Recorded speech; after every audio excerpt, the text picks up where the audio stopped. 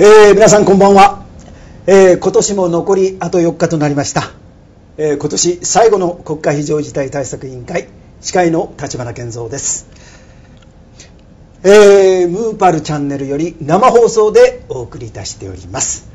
この番組は今起こっている世界情勢、そして日本を取り巻く環境、政治経済外交とあらゆる問題を通して日頃我々が知り得ない情報を皆様にお届けし、またそのことを皆様方と共有できればという思いでお送りいたしております。それでは早速いつものコメンテーターのお二人をご紹介させていただきます。お二人とも世界平和委員会の代表でいらっしゃいます。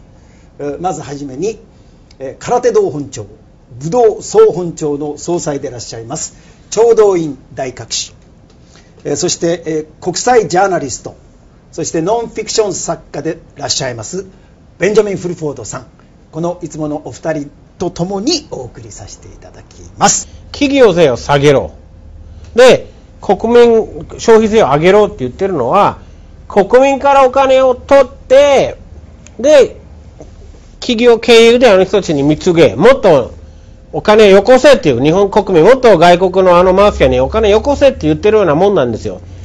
でその竹中平蔵がね、そういうへりくつをこねるね雇われエッセイ論客なんですけれども、でちなみに僕は日本語の有料ブログとか英語のブログで竹中が束縛されたということを書いたんですけれども、僕は言ったのは、右翼の人間によると束縛されたと。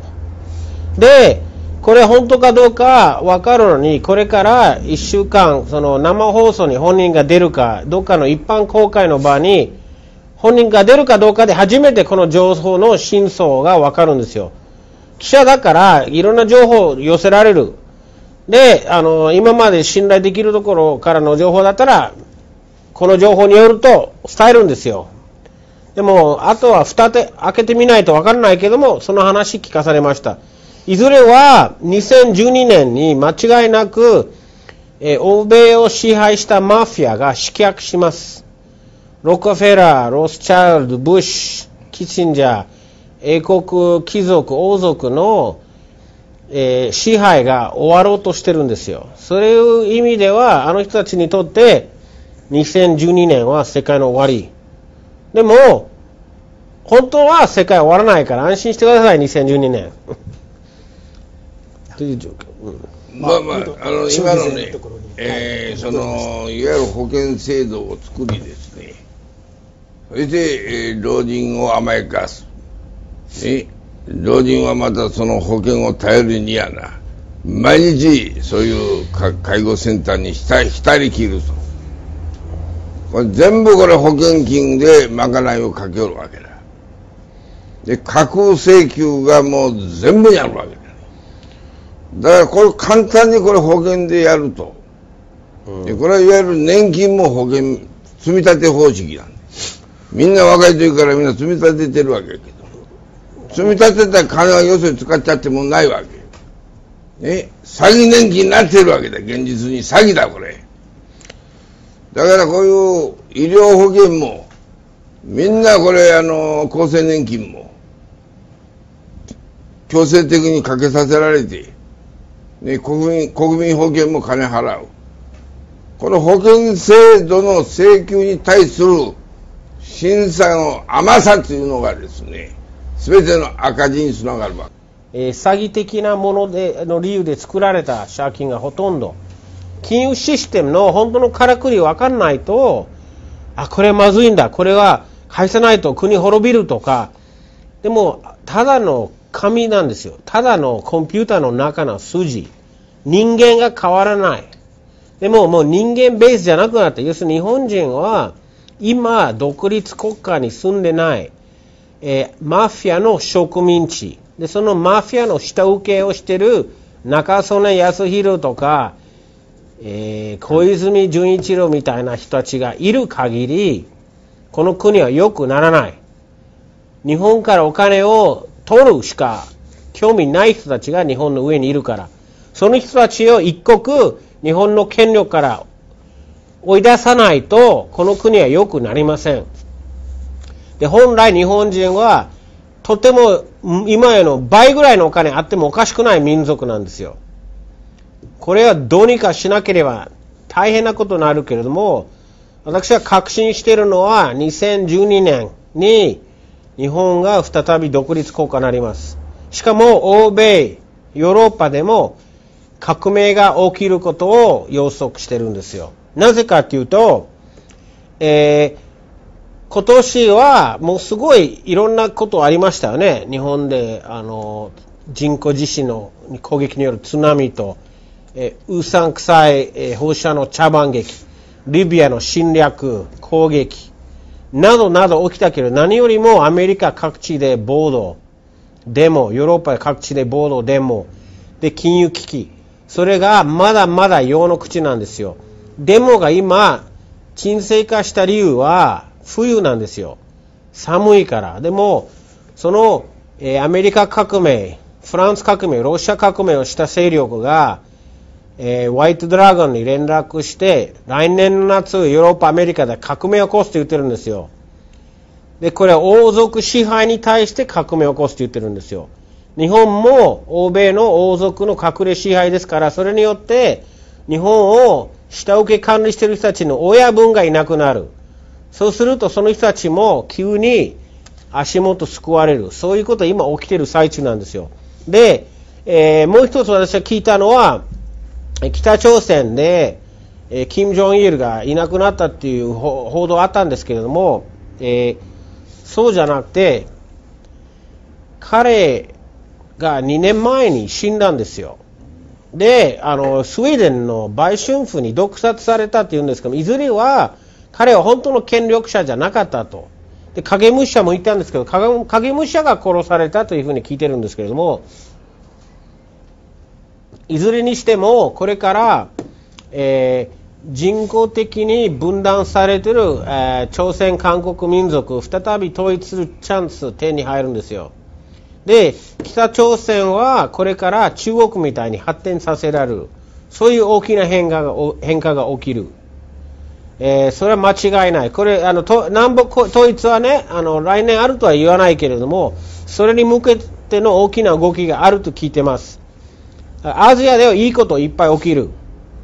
それからもう一つね、これ聞いてる人たちに言いたいことは、よく世界金融危機、世界金融危機という言葉がマスコミに出てるけれども、これは世界金融危機じゃない。ヨーロッパ、アメリカの金融危機。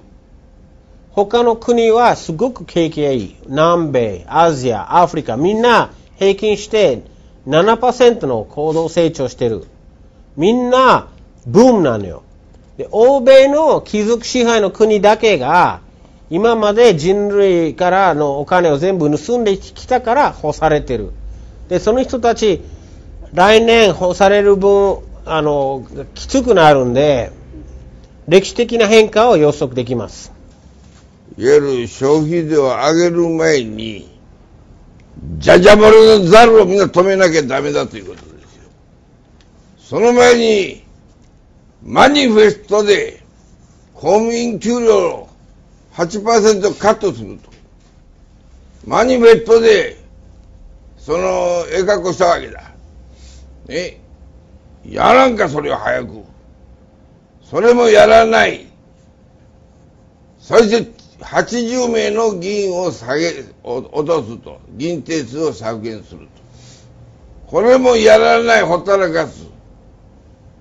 公共事業はマイナスにすると。公共事業は今特別会計入れたらプラス 6% だ、これ。何がマイナス 16% だ。インチキをしてはいけない。ね、こういうマニフェストで決めたこと何もやらずに、消費税は民主党の政権の間は上げないと言っとって、何がこの年末までに上げなきゃいかんかと。ね、あまり有権者を舐めるんじゃないということで。有権者をバカにするのは、何も国民がバカと言えども、この国民のバカは、毎日テレビで、白地番組の吉本興業見てればバカなんかわかるけども、ね、なんぼ国民がバカだと言ってもだな。あまりにもむちゃくちゃや、お前たちやってることは。これ、ええかにしろ、こら。怒ってたんだなと思いました。ちなみに、11歳の時ぐらいからテレビ見なくなった。なるほど。そうですか。私、意外とテレビ人間なもんですから、一応いろんな情報を見ながら。僕は、日本に来て、また日本語の勉強のために、NHK など見てたんですけど、ドラマとか。でもやっぱり今も日本のテレビもやっぱまず見ないね。なるほどですね。なぜかというと、その裏してるから。要するに、嘘とプロパガンダと洗脳と、で、特定な周波数を発信させるんですよ。よく、これは例えばね、夜街歩くでしょ。で、なんか、人がテレビを見てるけど、テレビの画面見えないと、この顔。今度テレビの見てる人の表情見てください。なんか催眠されてるみたいな、要はこれはまあ洗脳手段だから見ないんですよ。なるほどですね。私も個人ももう本当にマスコミが悪いって騒いでおりましたけども、どんどんこの番組をさせていただいてお二人の意見をどんどんと聞いていきますと、まさに本当だなと。国民は洗脳されてる、あるいはマスコミによって動かされてるなっていう感じはします。僕はね、今の自分の経歴でいうとアメリカに一番大きい新聞社に勤めて、それから、2番目大きい新聞社に勤めて、日本経済新聞の記者をやった、世界で一番大きい経済雑誌のアジア太平洋支局長をやった。中の人間から見てきたのはプロパガンダです。要は許された種類の情報しか出させてくれない。例えば日本の新聞って整理部があるわけで、いろんな記者がいろんな事実を送るけど、全部一箇所でボツ OK ボツ OK っていうので、嘘は書かないけど大事な事実を隠す。嘘もよく書くけれどもね、例えばなんで311が日本に対する攻撃だったことは NHK が放送しないのか。証拠は山ほどあるでしょ。自衛隊の人間の内部告発あるでしょ。東日本ハウスの株価が3月10日に4割上がったでしょ。ね。イスラエルの警備会社が福島原発で崩壊工作やった証言あるでしょ。なんで発表しないの？バカにされてるよ、日本の政府。ね？攻撃されたよ、核兵器で。そうですか、怖い、じゃあ言うこと聞くっていうんじゃないよ。あれをやったのは政府とか国じゃないんだよ。数百人のおじいちゃんたちなんですよ。名前も挙げたけどまた言うよ。ヘンリー・キッシンジャーとか、ジェームズ・ベイカーとか、フランク・カルルチとか、ジェイ・ロカフェラーとか、パパ・ブッシュ、もう名前上がってるわけ。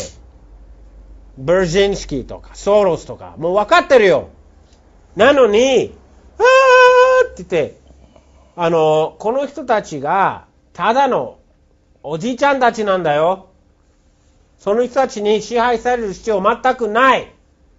お金を作るって言ってるんですけども、コンピューターに数字を入れて、それお金ですって言ってみんなを騙してる。これ魔法なんですよ。幻。これは、お金っていうのは、この1ドル札っていうのは、ね、これピラミッドの目があるでしょ。これただの紙くず。あの人たちがそれでみんな騙してる。これを作って山分けすることでみんなを操ってる。犯罪組織です。この権限を違法に暗殺と賄賂で盗んだ。国民に納得してもらってやってるんじゃないよ。犯罪をやってお金を作って山分けすることをやったんですよ。でね、日本銀行が面白い映像を撮ったんですよ。ジェームズ・ベイカー元アメリカ大使が日本銀行に入った。カメラでしっかり撮られてる。サインしてる。で、出るときに、お札のでかい袋持って書いたのよ。その映像なんで日本銀行はテレビで公開しないの？本当に。頭にくる。欧米と日本が悪い犯罪組織に乗っ取られた。で、その人たちの乗っ取りの方法っていうのは、お金を作るプロセス、お金を山分けするプロセスを独占した。それで賄賂と、雇われた用心棒を使って暗殺と、あと、買収したマスコミで、都合のいい人は村八分にする。で、その人たちが、世界人類を、人間牧場にしようとしてたから、自分たちの楽園を作るために。で、我々一般人類はそれを納得できないから、その人たちにやめてもらうと。それは2012年のテーマです。ですね。詳細の方はいかがでございますか？もう早くね、奴隷民族を私は解放しなきゃならないと。そのためにはやはり革命、維新を起こさなきゃいけない。日本維新の会はそのために頑張ってもらわなきゃいけない。大阪の橋本も頑張らなきゃいけない。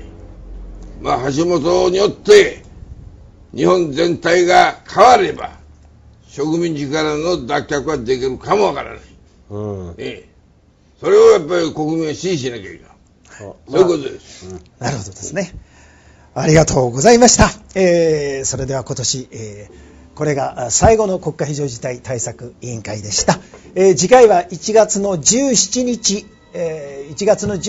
火曜日に、この時間にお送りさせていただきたいと思っております。それでは、風が大変流行っております。今日本当に鼻声で申し訳ございませんでした。お医者さんが言うには乾燥が一番悪いそうです。だからぜひ皆さんも乾燥したところでは要注意ください。そしてうがい、手洗い、ぜひ忘れずに、どうぞ来年までごきげんよう。失礼いたします。良いお年を。良いお年をお迎えください。